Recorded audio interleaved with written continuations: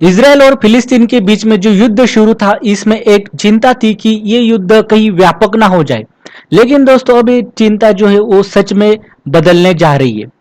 ऐसा क्यों? क्योंकि देखिए अब जो यमन है, इसने अब इसराइल पे वॉर डिक्लेयर किया है और ये कह रहा है कि वो हमास का साथ देंगे। देखिए जो यमन में जो हौतीज है, ये एक ईरान के प्रॉक्सी है, इसने ये जो वॉर डिक्लेयर किया है। देखते हैं इसको विस्तृत में क्या है। दोस्तों दरअसल कुछ दिन पहले जो ईरान था, इसने एक धमकी दी थी इसराइल को कि ये एक बड़ा युद्ध है वो छेड़ देगा और जो एक्सिस ऑफ रेजिस्टेंस है ये एक्टिवेट कर देगा। आप सोच रहे होगे कि एक्सिस ऑफ रेजिस्टेंस दरअसल में है क्या। तो दोस्तों ये एक ईरान ने तैयार किया हुआ एक नॉन ऑफिशियल ग्रुप है, जिसमें देखिए सीरिया और जो लेबनान और सीरिया में के जो हम कह सकते हैं कि टेरर ग्रुप एक है इसमें, जैसे कि इनको ईरान की प्रॉक्सी भी कहा जाता है।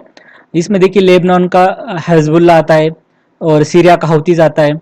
ऐसे एक ग्रुप आते हैं जो कि मेनली टेररिज्म का जो रूट है वो वो फॉलो करते हैं। तो ये सारे ग्रुप जो है वो अमेरिका और इसराइल का काफी विरोध करते हैं और इनको ही अब इसराइल एक एक करके एक एक्टिवेट कर रहा है।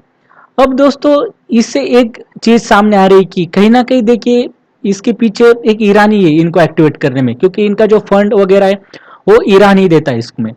और देखिए दोस्तों इनको जब सैंक्शन वगैरह लगता है तो ईरान इनके सपोर्ट में आ जाता है। तो इसकी वजह से देखिए कहीं ना कहीं जो अमेरिका है वो अब ईरान पे गुस्सा हो सकता है और एक हम कह सकते हैं कि जो इसराइल और फिलिस्तीन की युद्ध के एक पीछे एक अमेरिका और ईरान के बीच में एक रेवलरी एक तैयार हो सकती है, जो कि पहले से ही है वो और भी तेज हो सकती है। यहाँ पे ये चांसेस यहाँ पे हम दिखाई दे सकती है। और ये होता है तो देखिए एक व्यापार युद्ध इसके ओर ही चला जाएगा, क्योंकि अब देखिए और भी देश जो है वो भी इसमें अगर हमास का जो अरब कंट्रीज वो साथ देते हैं तो फिर देखिए जो अमेरिका ने जो यहाँ पे प्रयास किया है जो इसराइल को स्टैब्लिश करने में, तो ये कहीं ना कहीं उसकी जो रिवर्स मूवमेंट हो जाएगी।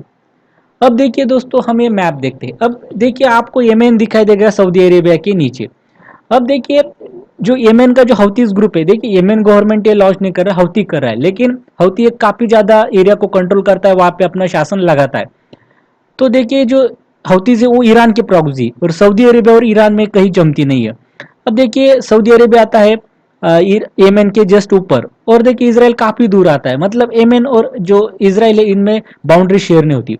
तो देखिए एक बार आप सोच लीजिए अगर यमन को कहीं जो ड्रोन है या मिसाइल लॉन्च करने हैं, क्योंकि इनकी बॉर्डर तो नहीं लगती, तो देखिए ये यहाँ पे से लॉन्च करेगी तो इनको कहीं ना कहीं सऊदी अरेबिया के जो वेस्टर्न पार्ट है उसके ऊपर से जो मिसाइल वगैरह जाएंगे, तो देखिए जॉर्डन को भी ये टच कर सकते हैं। तो ये देशों की जो हम कह सकते हैं कि जो एयर बाउंड्री है उसको देखिए इनको छेदना पड़ेगा। अब देखिए यहाँ पे सऊदी अरेबिया गुस्सा हो सकता है और कहीं ना कहीं जो सऊदी अरेबिया यमन है इनमें ही एक प्रकार की तुतुमय में हो सकती है, जंग छिड़ सकती है। तो ये भी है कि सऊदी अरेबिया इसमें ड्रैग हो सकता है इस हouthi के इस डिसीजन से। तो ये चीजें देखो दोस्तों यहाँ पे हो सकती है।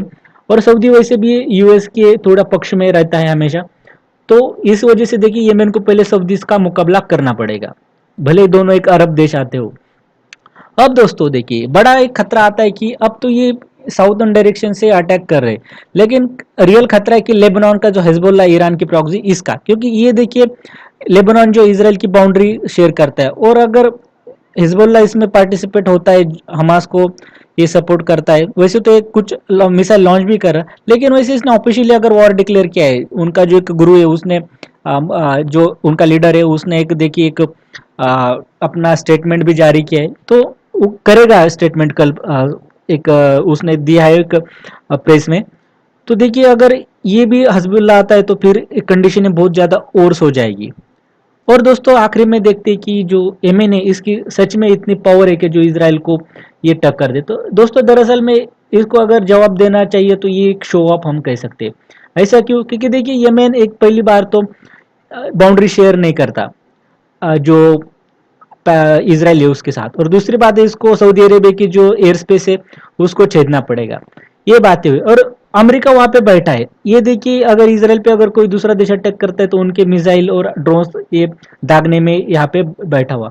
तो ऐसा नहीं लगता कि यमन का यहाँ पे कुछ रोल होगा, लेकिन वही है कि एक शो ऑफ है।